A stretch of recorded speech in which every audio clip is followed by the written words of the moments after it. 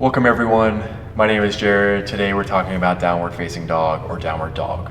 Downward dog is one of those common poses you'll see throughout a yoga class, hatha, vinyasa, really any style of class. You might not necessarily see it in a yin or restore type class.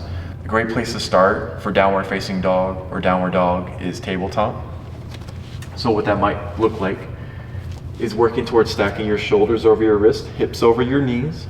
And typically what I try to do when transitioning into a downward facing dog is tucking the back toes, kind of getting them ready.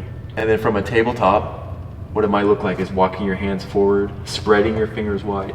You want really strong engagement, pressing your hands down and forward into your mat, especially your index fingers and thumbs.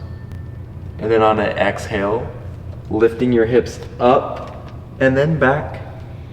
And then keeping that strong engagement with your hands pressing down and forward. During downward facing dog, really working on that strong hand engagement, spreading your fingers wide, energetically pressing down and forward into your mat. And again, pressing your front body towards your thighs.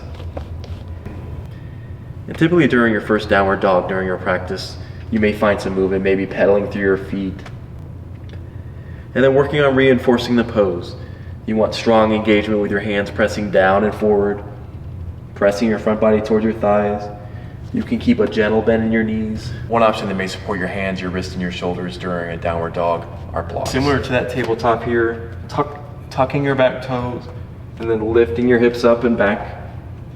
And then maintaining that strong engagement with your hands pressing into the blocks. Downward dog is a great foundational pose to work through.